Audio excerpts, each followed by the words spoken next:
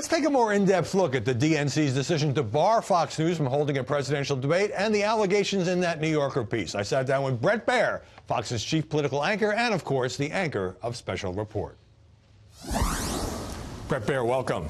Thanks, Howie. If the DNC had awarded Fox a debate, you would have moderated it with Chris Wallace and Martha McCallum. How do you feel about the decision? Disappointed. I hope they reconsider. Obviously, we have a long track record of being tough but fair to Republicans, Democrats, Independents, whomever.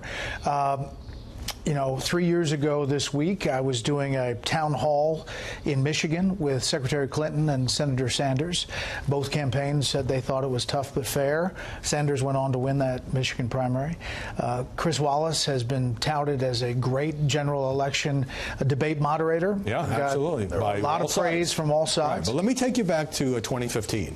So you asked the first question at the first Republican debate that was really aimed at Donald Trump. Let's take a look.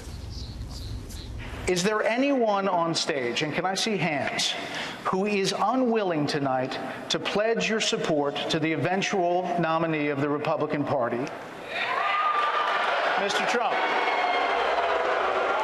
So this New Yorker piece says that 3 unnamed sources believe that that question and the question by Megyn Kelly about remarks disparaging toward women may have been leaked in advance to candidate Trump.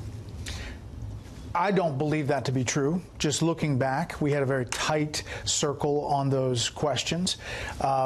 And there was backlash. There was a lot of backlash. I mean, we spent the 2 weeks after that moment defending both outside and inside that we were too tough on Donald Trump. I don't think just by that first question, it seemed like a moment that he was not prepared for in his answer. I can't say definitively, but it's anonymous sources.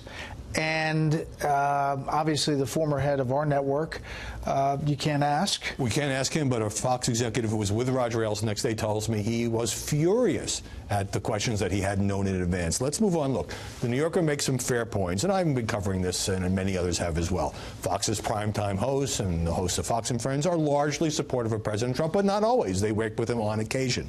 Trump does watch a lot of Fox, and if you look at his Twitter feed, it seems to influence some of what he says and does. But here's what wasn't included in this 11,000 words. Fox has a full-fledged news division of which you and I and many other editors and reporters and anchors are a part.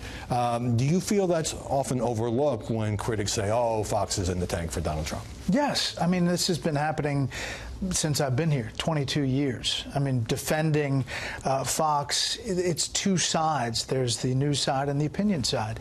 And, you know, the loudest critics of Fox are often the people who don't watch. And I say, watch my show 3 times, then drop me an email, drop me a post, drop me a tweet. And the people who do say that they get it. They think it's fair. And you, for example, complained on the air, I remember this vividly, about not being able to get an interview with President Trump, the person to which we're all supposedly so close. Right. I mean, it took me 600 days.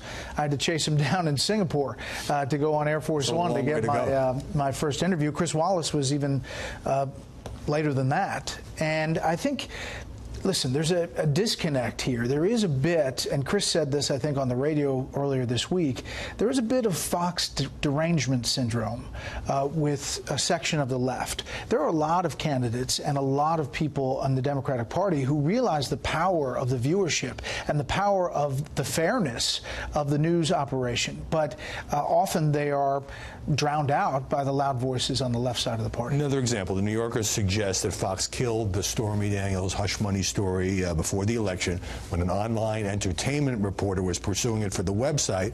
Her boss is quoted as saying he made that decision because she didn't have the facts nailed down, not to protect Donald Trump. Right. Now, this I didn't even know about. I didn't know that story had bubbled up, never got to the news side of the cable operation.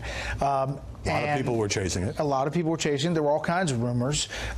And it actually was the Wall Street Journal, also owned by Rupert Murdoch, that broke this story on the Stormy Daniels connection, which we then covered and cited the Wall Street Journal. So the whole thing is a little disconnected.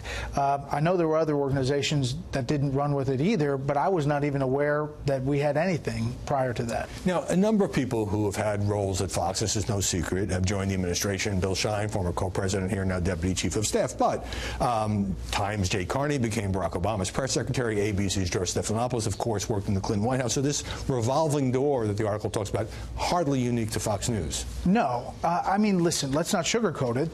The opinion folks, a lot of them are very pro-Trump. They have a lot of communications. I don't know how, when they talk, what they talk about. Yeah. I'm disconnected from that. I like to think that we have horse blinders on and we are letting the news bubble up on our programs.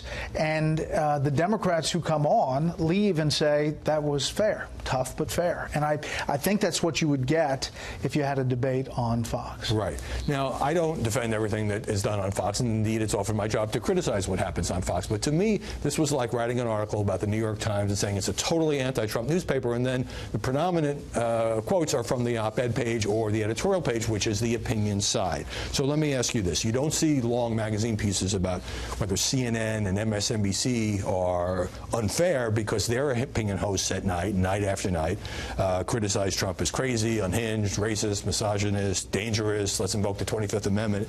Should the DNC consider that as a standard for awarding debates? Yeah, I mean, I'll leave that to them. I agree with you. I think that there is a disconnect here between how we're treated on the news side and how other operations are treated, given how their opinion in the primetime deals with the president. Now, the president tweeted out that he may not do general election debates with other networks. I mean, I don't think that helps us either. I do not. But there is a point here at which you have to look at fairness.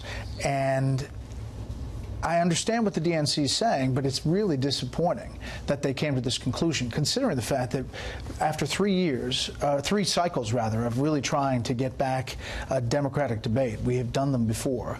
I thought this was the year. I'm not surprised at this decision. I do feel like the New Yorker is just I've called it a fig leaf. A fig leaf. Yeah. I mean, it's basically what they wanted to have happen. It just got them there, and it's unfortunate. We'll see what happens. Bret Baier, thanks very much for sitting down with us. Thanks, Howie.